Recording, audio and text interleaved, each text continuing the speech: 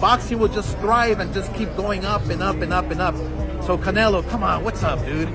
Give us the fight. Don't give us bad fights. Give us good. Oscar de la Hoya has never shied away from speaking his mind, particularly about his former protege, Canelo Alvarez.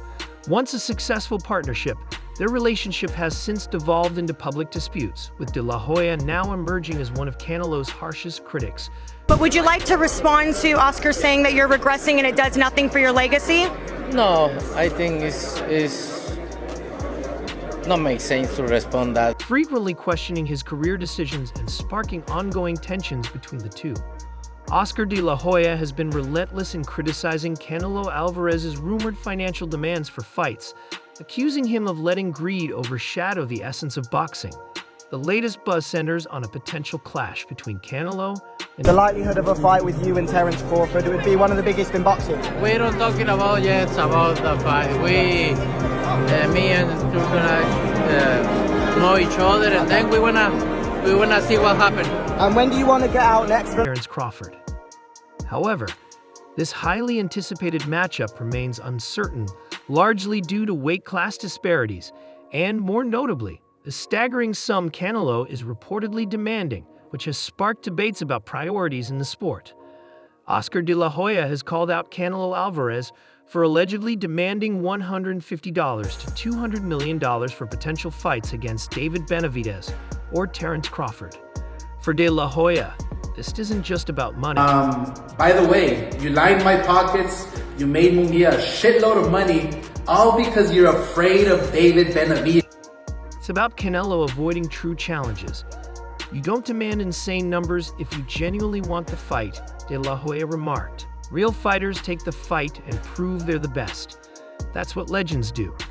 His criticism highlights a belief that greatness in boxing is earned through action, not astronomical pay demands.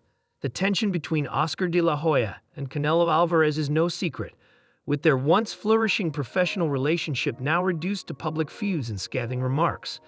De la Hoya, the man who once promoted Canelo to superstardom, has become one of the Mexican champion's most vocal critics.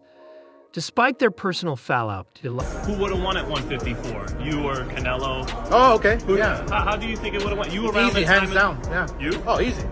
Come on. Why? Why? Because nobody can stop the jab. Nobody can ever stop this jab. La Hoya insists his opinions are rooted in his passion for boxing and not influenced by their fractured relationship. To him, his critiques are more of an experienced mentor offering advice to a fighter navigating a critical point in his career. Canelo Alvarez, widely regarded as one of the greatest fighters of this generation, has achieved monumental success in the sport. However, de la Hoya believes the champion is making choices that tarnish his legacy and create a barrier for fans to respect him. At the heart of the controversy are Canelo's rumored financial demands for fights, figures as staggering as $150 to Canelo running from Benavidez. What is that? I mean, imagine if I ever ran from anybody. Like, did I run from somebody in my career? No.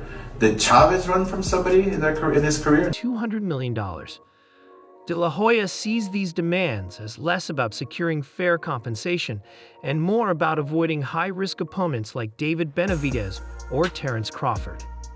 De la Hoya has been blunt in his assessment of Canelo's financial expectations. Asking for $200 million? Come on, that's not about wanting to fight. Crawford, all the credit in the world for even thinking about possibly fighting Canelo. But if that fight ever takes place, I have Crawford 1,000%. And people are going to say, oh, well, you're contradicting yourself. I kind of am, but Crawford is also a big guy. Yeah. Crawford is a big guy who can handle. It's about finding an excuse not to, he stated. The former champion has framed Canelo's demands as a tactic to price himself out of potentially dangerous fights. By making figures so astronomically high, de la Hoya argues that Canelo effectively ensures those fights never happen, shielding himself from risks that could jeopardize his dominance in the sport. The demands also raise questions about Canelo's motives.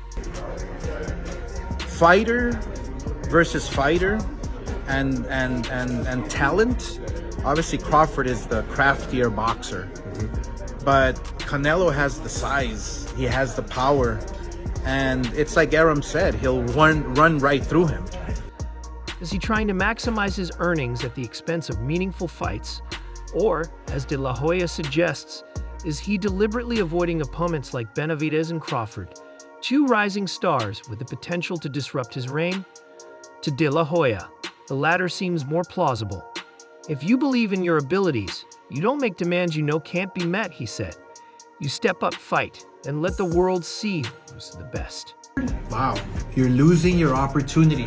You came, you conquered, and now what? Don't let your flame just go away. You're on top of the world, but start thinking like a fighter again. Don't think like a businessman. Think like a fighter. Get back in the ring. Do what you do best. Fight the best. Yes, you will.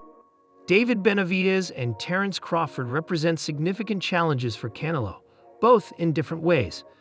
Benavidez, nicknamed the Mexican Monster, is a young, undefeated fighter with an aggressive style, remarkable power, and a relentless pace. At 6'2", Benavidez has a considerable size and reach advantage over Canelo, posing a threat that cannot be ignored. His ability to apply constant pressure and throw high-volume punches could test Canelo in ways few opponents have. On the other hand, Terence Crawford brings an entirely different set of challenges. As an undefeated welterweight champion who recently moved up in weight, Crawford is known for his technical brilliance, adaptability, and ring IQ. He is a southpaw with exceptional speed and precision, capable of exploiting even the smallest flaws in an opponent's game. Although Crawford would need to overcome a significant size disadvantage to compete with Canelo, his skill set makes him a formidable threat. Many boxing fans and analysts believe these two fighters have what it takes to push Canelo to his limits. Benavidez's size, power, and aggression, combined with Crawford's technical mastery, create the kind of matchups that could redefine Canelo's legacy. However, De La Hoya suggests that Canelo might not be willing to take those risks. De La Hoya has not minced words when addressing Canelo's approach to these potentials. Say like, no, that's 2 more weight classes. Like once he gets touched by Canelo, it's going to be different. I am concerned about him absorbing a Canelo punch, especially through the course of 12 rounds. We do know this about Canelo. He's going to slow down, so